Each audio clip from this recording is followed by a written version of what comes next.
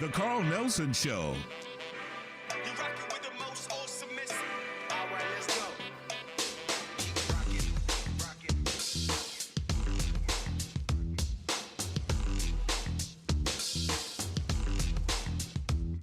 Keep rocking, rocking.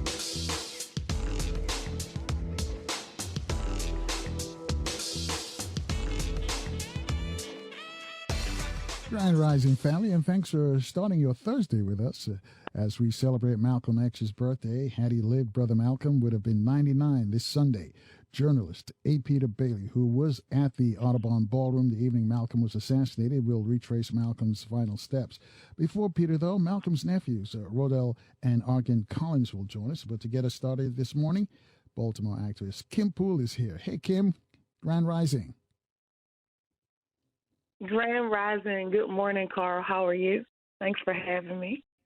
We are excellent. Let's get into it straight away because you went to Geneva, Switzerland recently. Can you tell us about that trip? I did. Many people don't know about the Permanent Forum on People of African Descent. And the Permanent Forum on People of African Descent was actually birthed out of the International Decade for People of African Descent. And they came together realizing at the United Nations that there needed to be a level of recognition for people of African descent globally and justice. And out of that recognition would bring the justice for reparatory justice, and so reparations. And so it was incredible this past April to see how many different types of Black people live in the diaspora. We truly circumnavigate the world, and to see us concentrated in that space, knowing that we're all suffering from different expressions of the same oppression, and yet we have produced this level of excellence, and we were gathered there. The energy in the space was concentrated, and they have the original decade ending this year in 2024, and the question was, what actually was produced out of the International Decade for People of African Descent? Well, there were some concrete low-hanging fruit things, like one, acknowledging the fact that the Brazil, the largest population of Afro-diasporians or those of African descent living there, they were present and they were recognized, and the fact that we're connected with them now, with organizations that are on the ground doing the work, that to me is an example of a success. We also look at, however, what is the concrete policy level? Are there actually countries that are acknowledging reparatory justice? Well, of course, one of my mentors, Dr. Beryl Beekman, out of the Netherlands, brought the Dutch government to their knees, and they recognized that they actually played a part in the Surinamese oppression. Dr. Beryl is from Suriname, and so they issued an apology. Well, we know when you come to reparatory justice, recognition of the problem, identifying the fact that you actually created this transgression against people of African descent globally, recognizing that officially and for the record is the first step in reparatory justice. And so during the International Decade for People of African Descent, that happened. But honestly, outside of those two things, us being able to connect to each other, identify the vast nature of global African people, and Dr. Beryl Beekman being able to officially have the Dutch government apologize on behalf of all European countries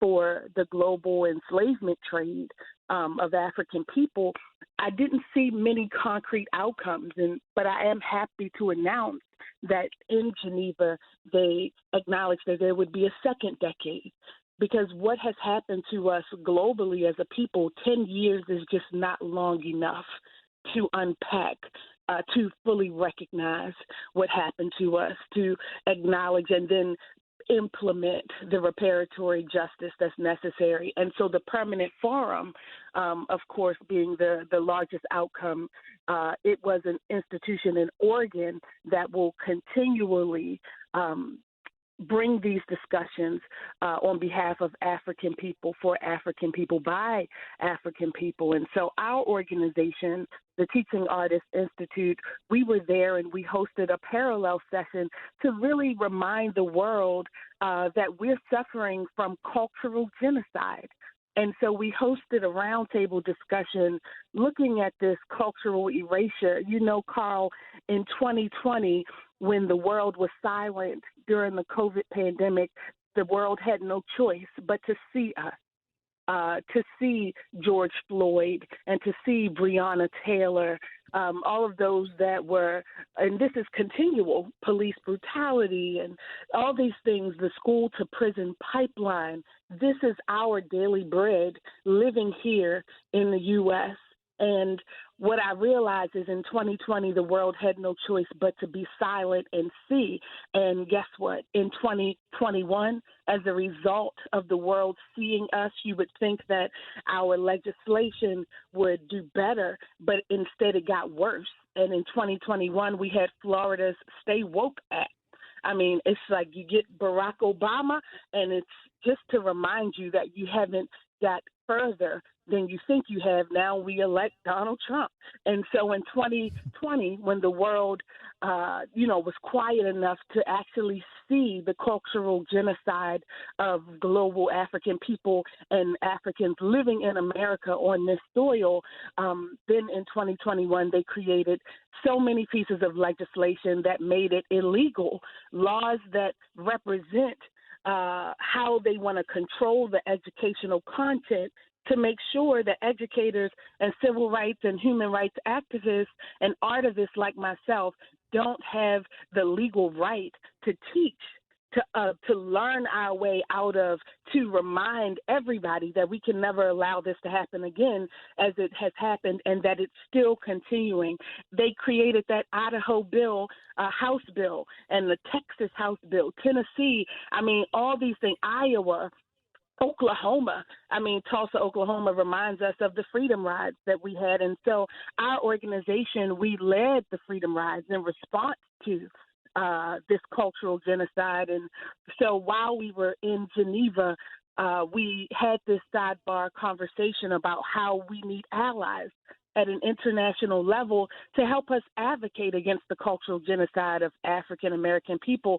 And as we all come to the front lines to look at Gaza and to say that we need to protect the Palestinian people, that we not forget what's happening right here on the home front to us, that because it's killing us softly and sometimes not so softly through these conditions that we don't always see. It's not always as visible, so we don't recognize it and we feel that we've won, but we have not. And being in Geneva in April reminded me that when I walk into the United Nations bookstore, there isn't a flag that I feel proud of, that I want to buy. The United Nations is a conversation amongst nations.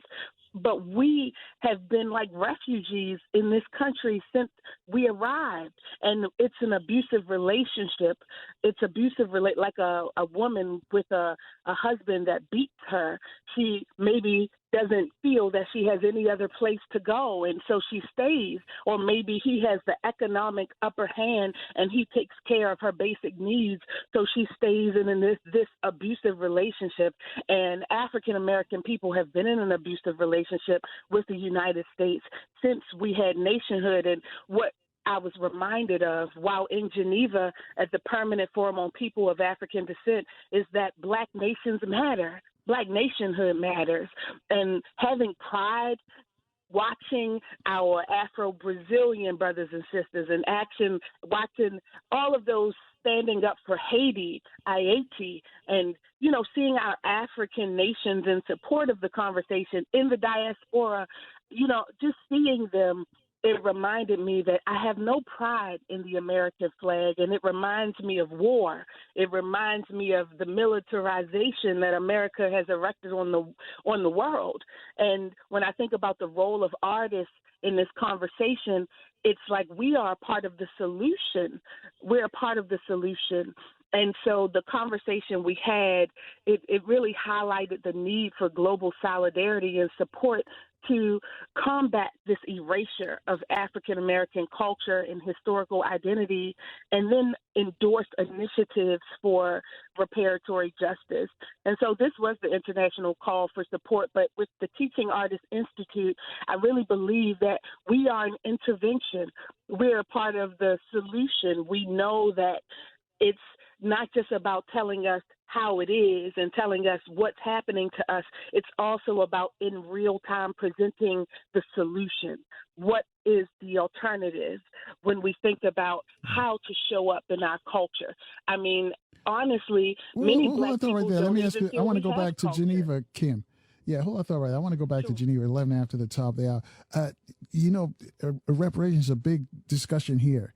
Did you find out in the diaspora that it was just talked about as well in Brazil? You mentioned, was it Suriname, some of these Dutch colonies or countries, black countries? Is it talked about as well as expansive? Because you know how much it's talked about here. Is it talked about in those other countries as well like that?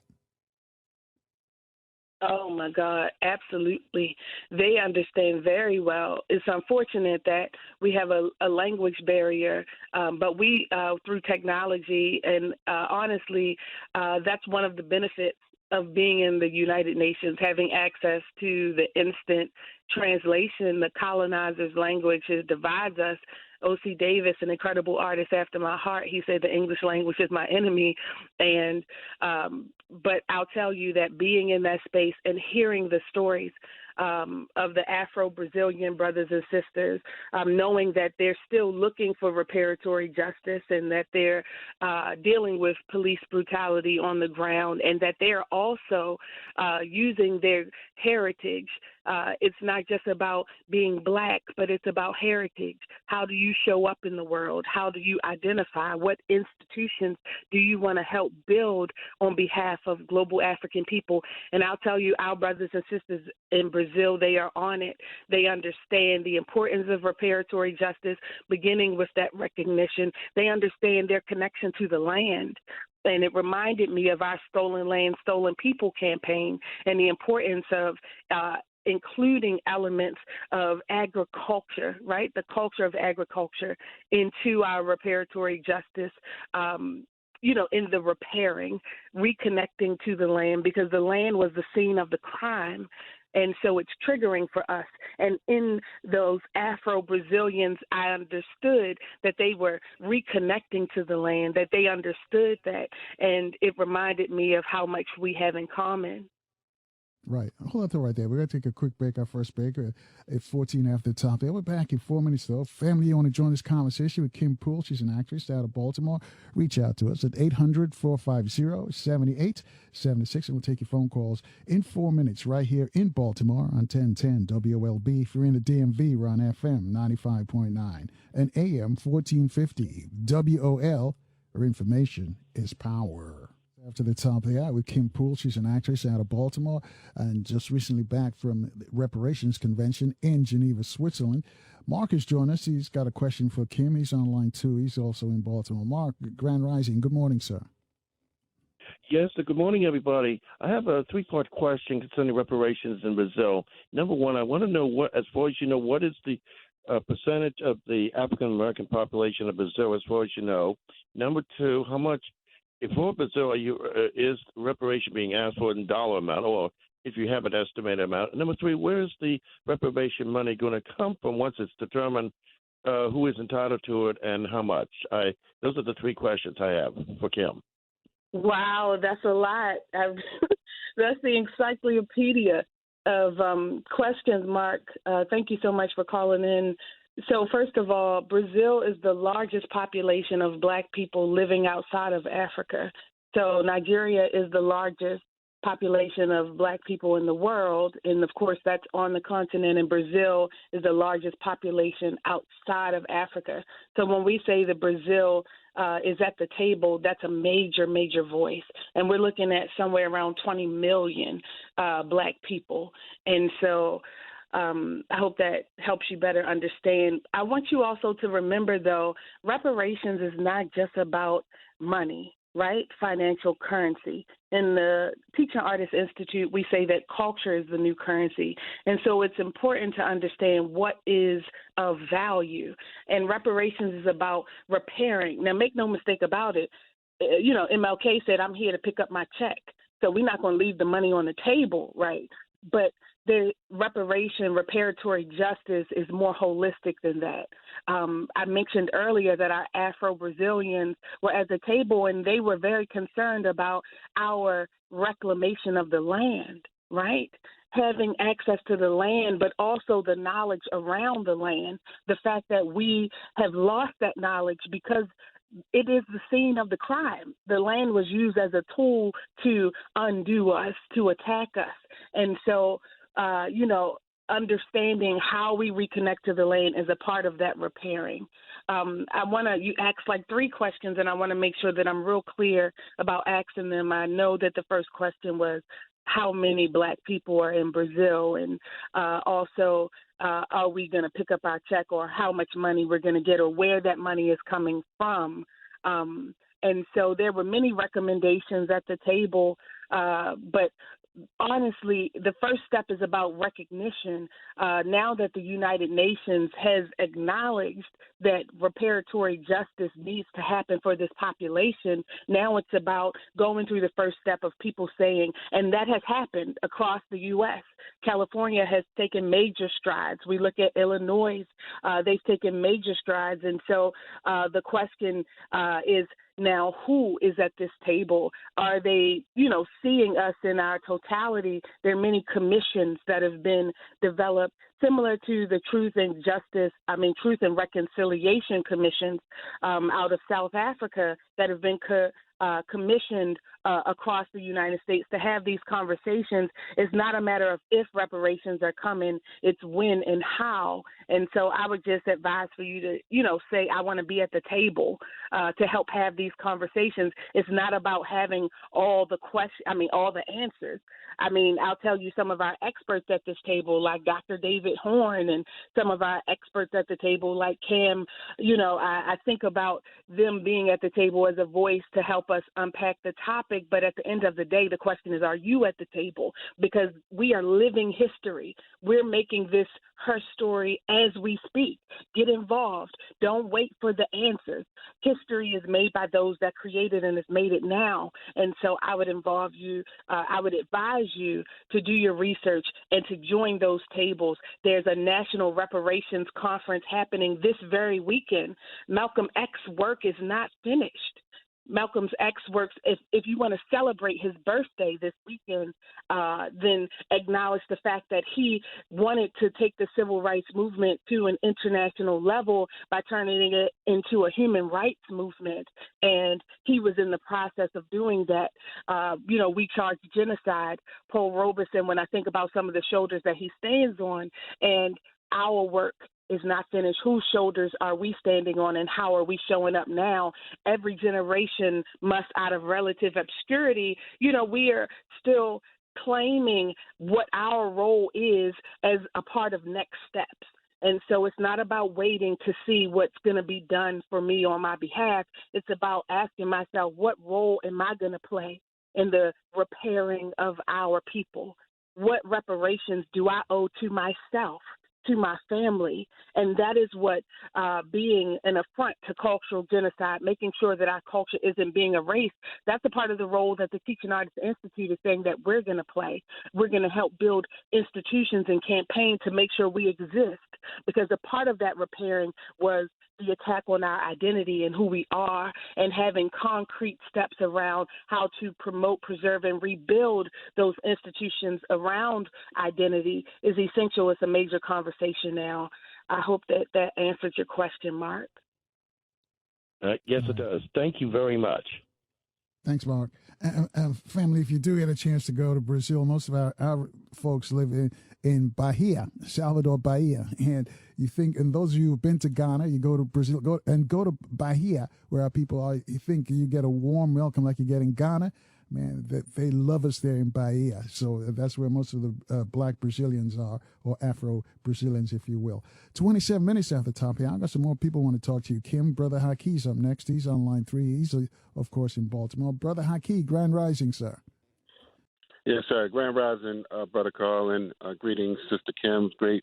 Always good to hear you here on Carl Nelson Show. It's always a great opportunity to learn about the Teaching Artists Institute and the Global African Assignment, Global African Worldview. And definitely, and, one thing I wanted to say, mention Carl, and so, Teaching Artists Institute, Kim has recently gone to New York to the United Nations as well, each year. But, going to Geneva was a first opportunity to, just expand into, different regions. But, coming up, there's some other operations. Like you mentioned, in terms of us exploring our global African presence. I'm glad Kim hit on the reparations conference this coming weekend. It's proper that it's Malcolm X weekend, and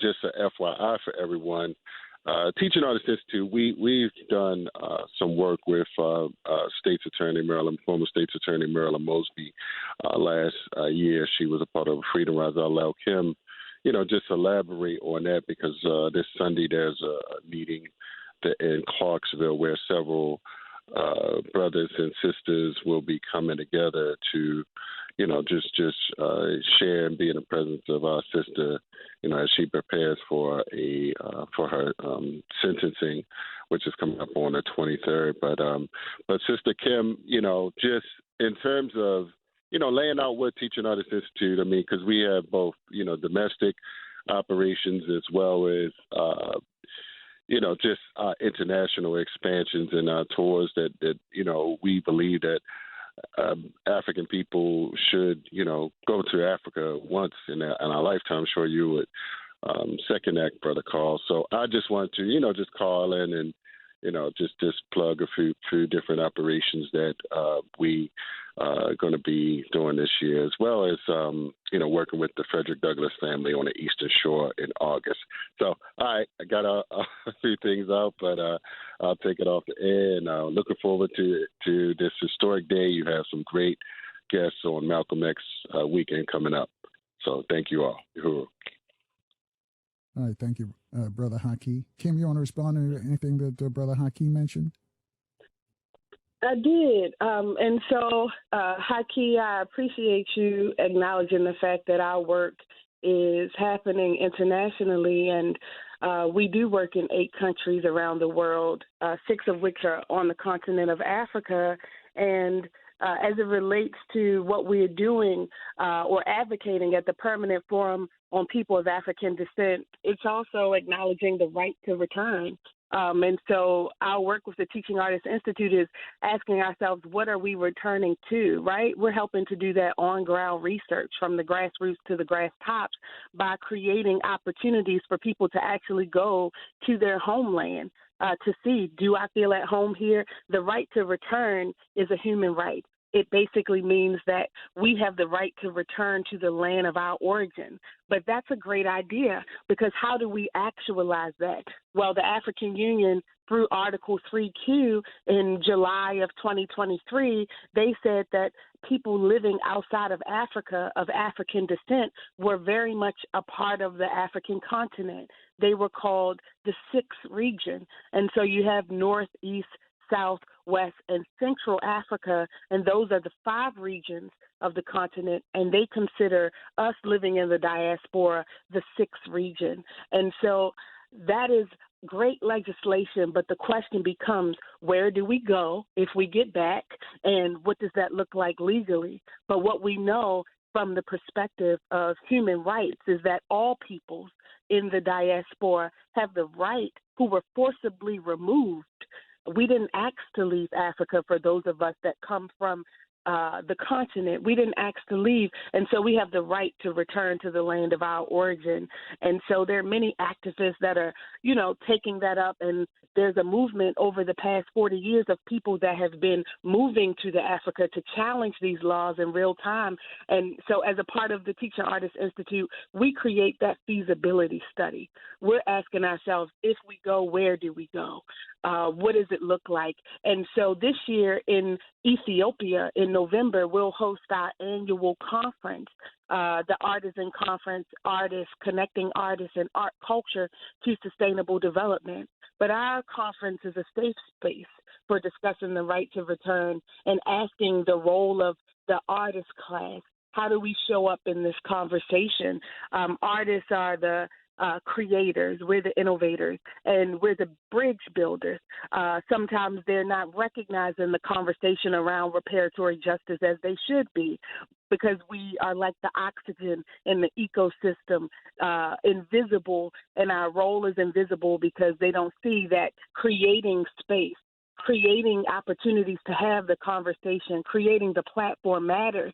And so the Artisan Conference is that platform, and we're having it this November 8th through the 12th in Ethiopia. And guess what? The first 2 days are going to be at the African Union. And so we're always going to go to the community because we're about doing the real work while we're on the ground, not just having conversations. We're going to drill a well. We're in partnership with a local organization that does well. They make wells, boreholes for the local people. We're going to bring in people from around the world. We've got Bice Obor out of Ghana. He's currently the postmaster. He's going to be coming in as a keynote speaker. We're still waiting for our dearly beloved Dr. Ron Daniels with the Institute of the Black World, who is deciding if November 8th is after the election long enough for him to leave the United States, divided states of Turtle Island, and come to the conference and be one of our keynote speakers. And so we're still looking for one additional keynote speaker that can talk on the platform about reparatory justice. And we're having those conversations right now because we want to talk about that, and we want to make sure that it's central to our conversation. But we need that conversation to be parallel to the solution, not just talking right. about. And hold that thought right there, transgressions Sister against Kim. We us. got to take a short break, so hold that thought right there. And when we come back, Brother Carlos has a question for you. Family, you too can join this discussion with Kim Poole. Reach out to us at 800-450-7876 or 26 minutes away from the top hour. We're back in 4 minutes right here in Baltimore on 1010 WOLB. And in the DMV, we're on FM 95.9 and AM 1450 WOL, where information is power.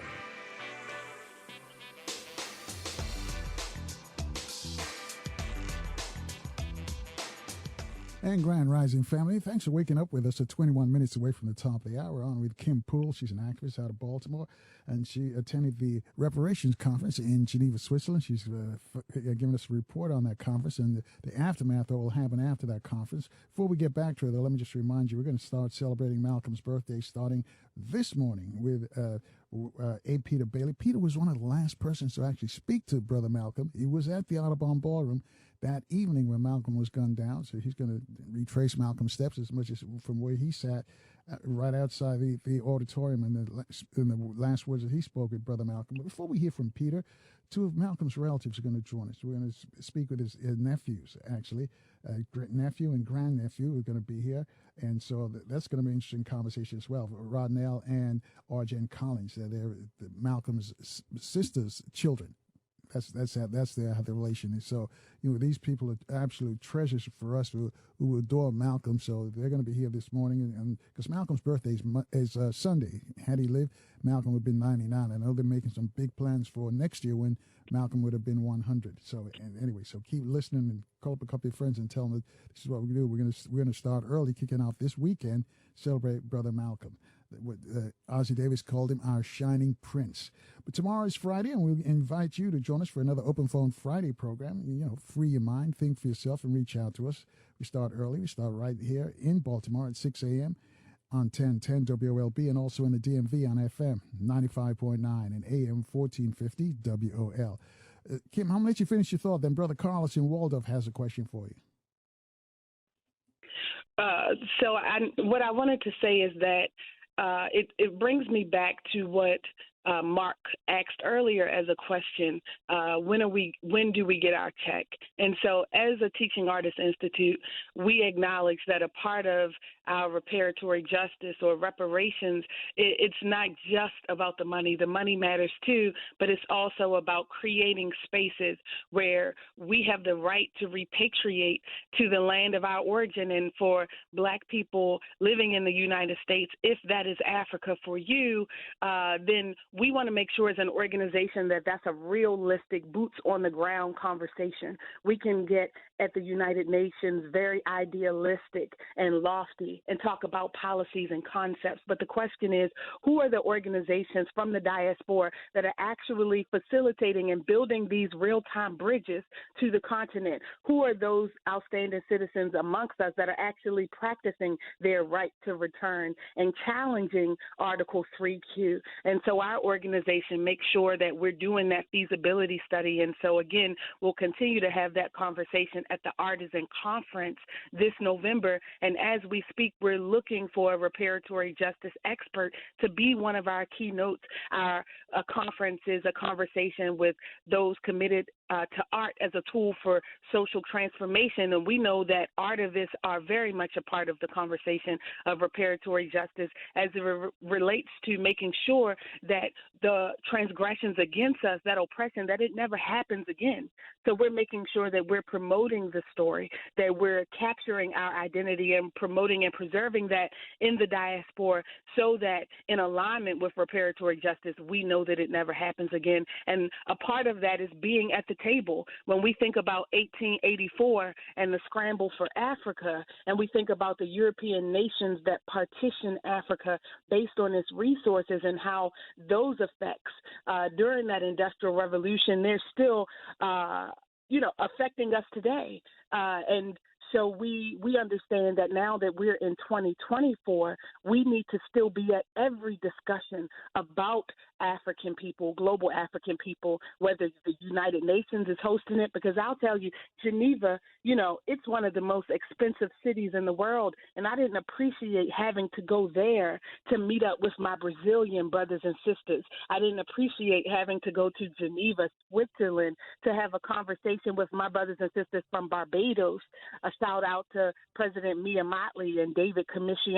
And, why should I have to go through a European nation to have a conversation with my brothers and sisters of Afro descent around the world? And the question is, okay, so that we make sure that we're not on the menu, because we know that 1884 taught us that if we're not at the table, we're on the menu, and they're talking about us on our behalf. And so this September, in New York at the United Nations, they have another conversation. It's the Summit of the Future, and they're literally designing the future as we speak, the Summit of the Future. And I want to invite all reparatory justice or those that are interested in the future of global African people to be in that conversation. But here's the barrier. The United Nations is a conversation of nations, and Black people in the United States have a difficulty asserting our nationhood because our representative to the United Nations from the U.S.,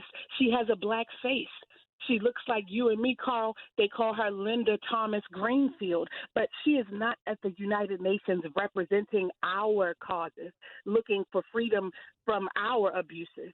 She's not there to assert our identity, and so she's here on behalf of the United States agenda, which we know has never supported our development. And so we have to ally with African countries so that we have a voice at these tables. And so the Summit of the Future is happening this September in New York City, and I encourage you all to be there. Our organization will be at the table. We have consultative status with the United Nations through our partnerships in Africa, through Mauritania, a small country above Senegal that many of us may not be aware of. But even in Mauritania, they see us, that Sawubuna, in the Zulu word that says, I see you, and they see us. And so they give us this access so that we can advocate against the cultural erasure that we find, this cultural genocide that we're still facing here in the united, divided Turtle Island.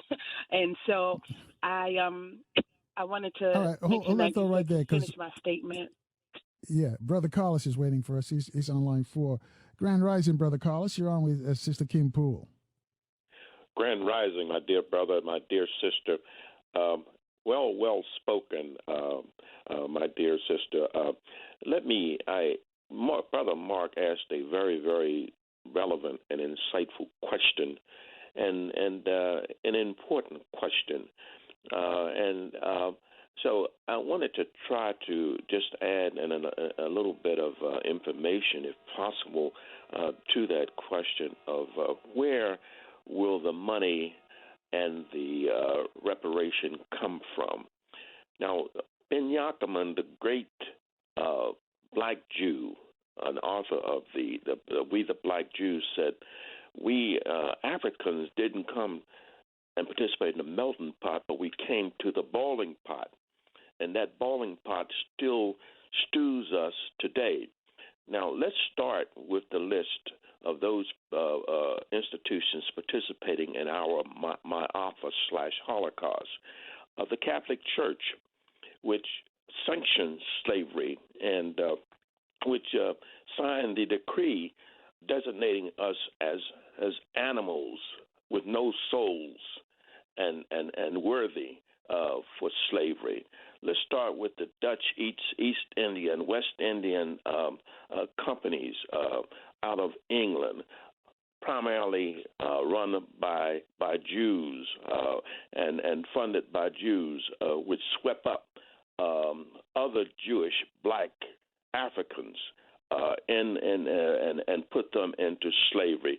Let's start with the private companies, which Brother Shabazz gave us its insight into yesterday, and start with those companies, the banks, which profited greatly, the insurance companies such as Aetna, AIG, and New York Life.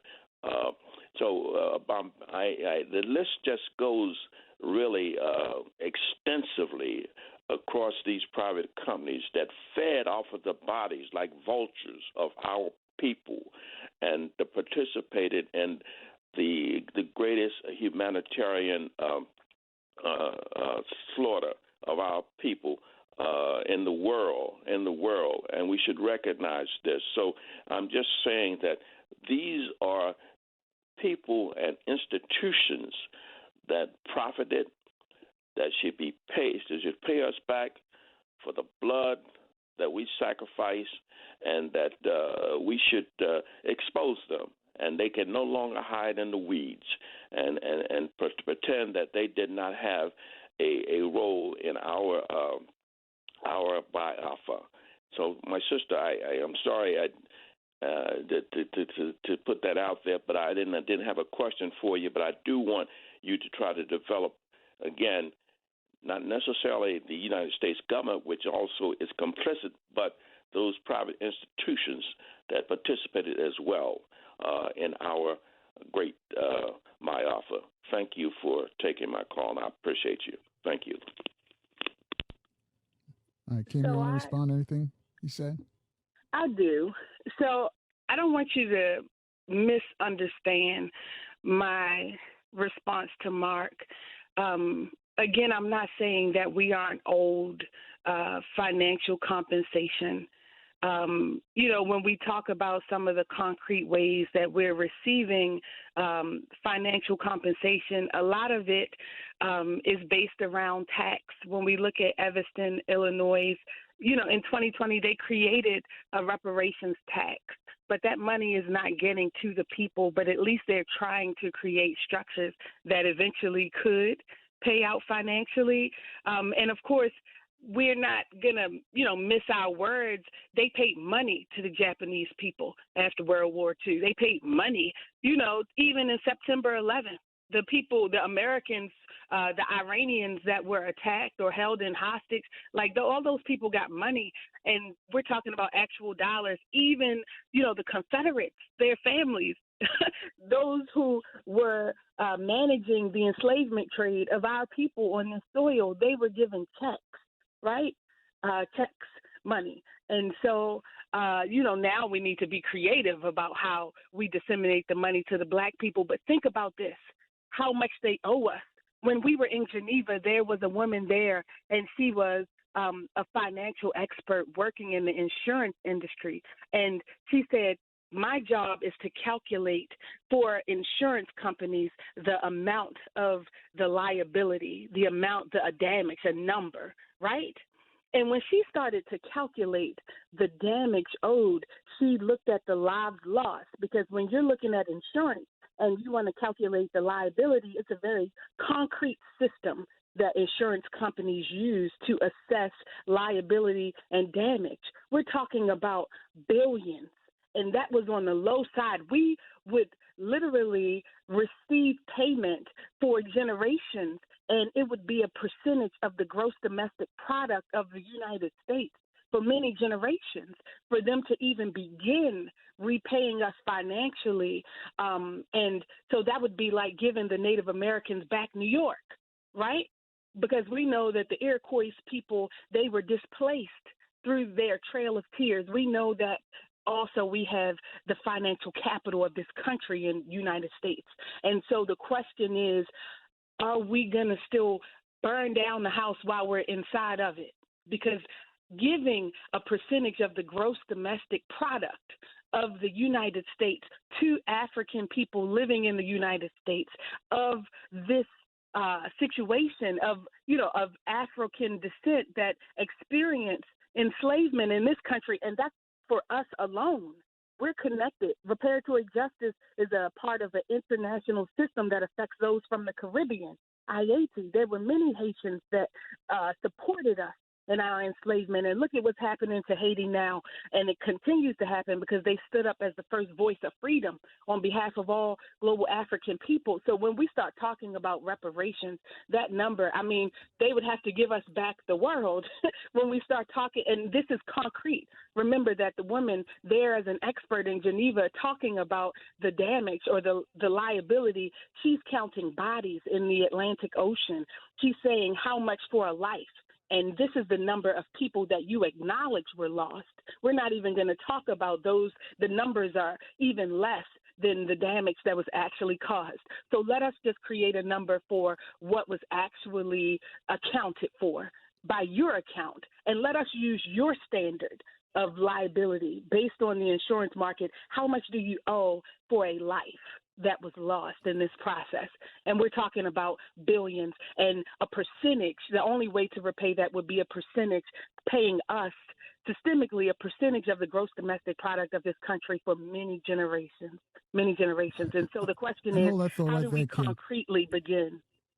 Right. Hold that thought right there. We got to take another short break. When we come back, we'll wrap up and tell us what the future is. I know you've got some trips lined up as well before the end of the year, so I'll let you talk about that when we get back. Family, you want to join this discussion with Kim Poole? Reach out to us at 800-450-7876. Phone calls in 4 minutes right here in Baltimore on 1010 WOLB.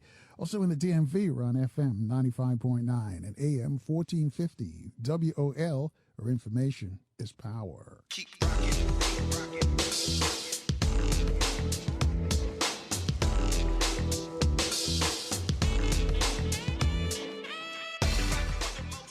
And Grand Rising family, a minute after the top of the hour. Momentarily, we're going to start our Malcolm X weekend celebrations.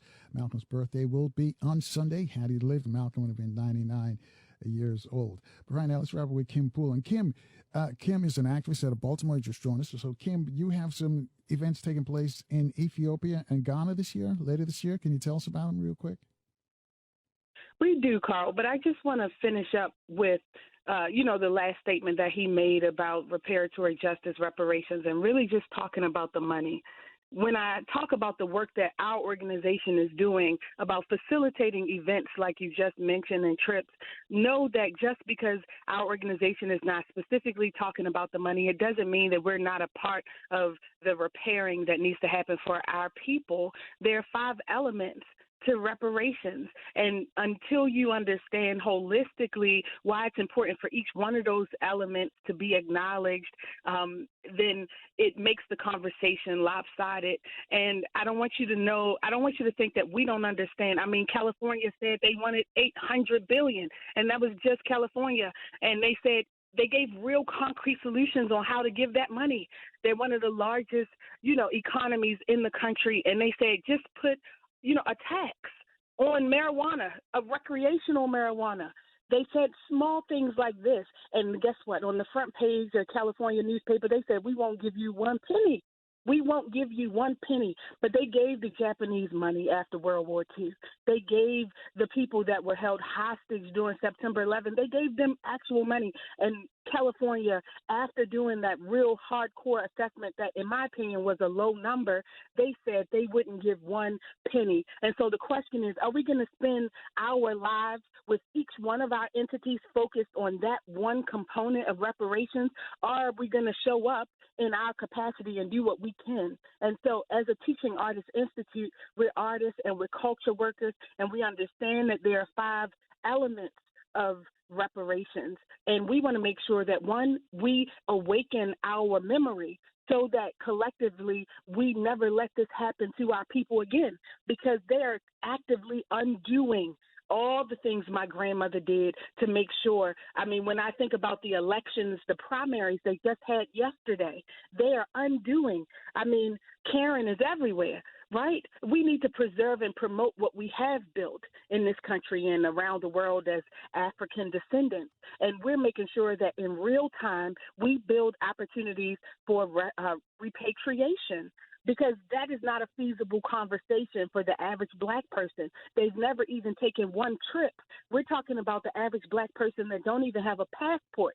So how are we having conversations about the reparatory justice, all 5 elements of it, and the fact that a part of that is having the right to return to the land, the homeland of your origin, and there's no real path for you to even do that. Right. It's almost as if it's unrealistic, but it's not unrealistic. And our organization, the Teaching Artists Institute, we're here to create opportunities for us to begin to have that conversation in real ways. And so we do have events happening throughout the year. And what we're most focused on this year is our Artisan Conference in Ethiopia, because it's a 2-for-1. It's an opportunity for you to explore the right to return and actually do that, and to have that conversation at the African Union that should be helping to facilitate that for us. It's an opportunity, and that's an internal conversation. That's us versus us. And hold that thought right there, Kim, because we've got Malcolm's great grandnephew online with us. We want to start off this celebration of Malcolm's birthday. But before we do that, though, Mark in Baltimore has a quick question for us online too. Mark, can you make the question quick for us? Yeah, Carl. Can y'all hear me? Sure. Can y'all hear me? Yeah. My question is, we've been dealing with reparations since the 80s in Congress, and Incobra.org is the website, and it has 5 headings: who should pay us and all that kind of stuff. And Malcolm X, we talk about Malcolm X. Malcolm X, his main thing was uplifting our people. Malcolm X said we shouldn't be killing each other and all that kind of stuff. And they was helping with addiction and all that kind of stuff. Why aren't we more focused on that and, than we are on anything else? Because the number one killer of our Black young people is gun violence. All right. Arjen will respond to that question too. Mark, thank you for your call. Kim, I'll let you respond real quick so we can get Arjen started. Responding with Mark writes about Brother Malcolm. Sure. Mark, I'm so glad that you said that. When I think about Malcolm X, when you read his history, his name was also Red. And, Red was a menace out here in these streets. But he transformed himself. And what that means is that people change. And so our young people, don't lose hope in our young people. And that's a part of the reparations that we owe ourselves, building the infrastructure to build strong identities. Our young people are dealing with gun violence because they have an identity crisis, being a part of gangs, looking for a family, looking for a sense of self, looking for a sense of power in these streets that are attacking them. And so our job is to create liberated zones where our young people can thrive, where they don't have to constantly feel this sense of fight or flight or feel like they're under attack, where they need protection like a gun in order to survive, and to teach them how to use guns as a tool, right? And not to use it as a tool against each other. But the Teaching Artists Institute, we have programs for young people. This summer we'll be hosting our first creative carvers and carpenters, where we're bringing our elders in to teach young people how to use woodworking as a tool of their liberation and create an environment where their houses aren't dilapidated, right? We have programs for that, July 8th through August 8th. We have our Underground Railroad excursion, the first weekend in August, where we take our young people Right. and we make sure and we'll that bring they're you back connected to the land. before that time, Sister Kim, but we got to move on. How can folks reach you if they want to get involved in these activities? Well, low-hanging fruit. First and foremost, our Facebook page, facebook.com/teachingartist, one word. Teaching Artists, one word. If nothing else, please just like us on Facebook. Send us an inbox. And, of course, the number by the bed, 443-739-0941. Text me, 443-739-0941. That's my actual cell phone number. Contact me so that we can get you involved, whether it be in Ethiopia this November or right here on Turtle Island this summer. We want to be connected to the people. Thank you, Carl. All right. Thank you, Kim, and thank you for the work that you do. Thank you, Kim. All right, family. 8 minutes after the top of the hour, let's welcome back Arjen Collins to classroom. Arjen, Grand Rising, young brother. Good to have you here. Good morning, sir. How are you, Mr. Nelson? We're doing fine.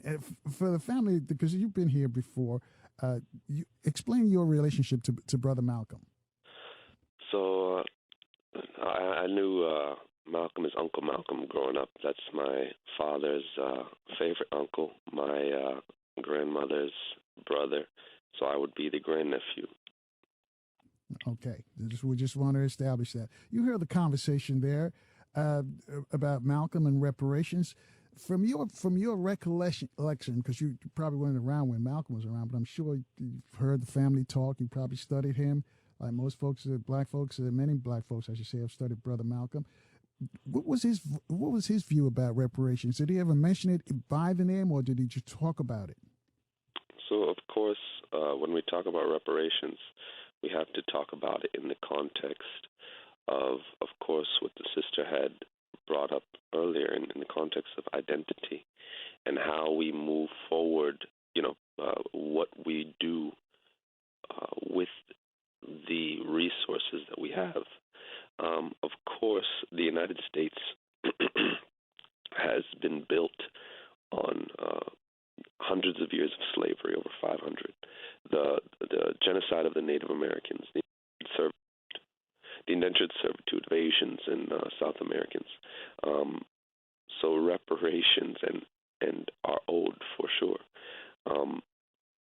The entire country has been benefiting from, and many of its oppressed have been across the globe have been benefiting from reparations. So the plan would be to map out a system where we as a group of people that can identify with our own cultural values come to an understanding of how we would move that cause forward and strategically implement a plan, not necessarily a lump sum, but a plan, and also that doesn't necessarily mean dollars alone, but systems of reparations that allow us to move forward.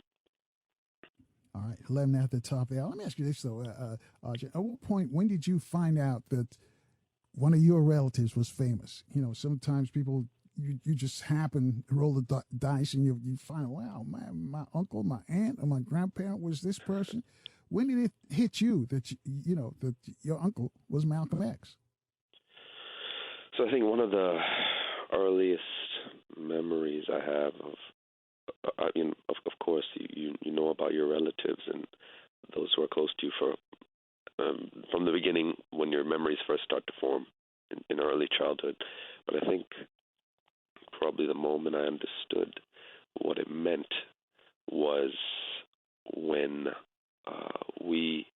when I learned a little bit about the history of Uncle Malcolm in the place where I live in Massachusetts, in Boston, and going to our house, our native home, Uncle Malcolm's last standing home in Reparatory, Massachusetts, from where I'm currently taking the call. And I would have been about 5 years old when I'd known about Uncle Malcolm before. But when I learned that the house that he lived in was also the house that my grandmother couldn't return to after his assassination, because of the pain of memory, because of those memories that she had of raising him in the house. And I think that's when it really hit that his connection to me was so close, because that is also my childhood, boyhood home, as well as his. All right, we're coming from a break. When we come back, though, growing up, Malcolm's nephew, did you have the pressure? And I ask this to the King children as well, and other children who have famous parents. Is there any pressure on you, or did you feel the pressure, or did you get teased in school growing up? Oh, that's Malcolm's son. They expect you to be a certain way because you're related to Malcolm. I'll let you tell us that when we get back. Families, 14 after the top there. I want to join this conversation with Arjun Collins, the nephew of Malcolm X. Reach out to us at 800-450-7876. Your phone calls in 4 minutes right here in Baltimore on 1010 WOLB. If you're in the DMV, we're on FM 95.9 and AM 1450 WOL, where information is power.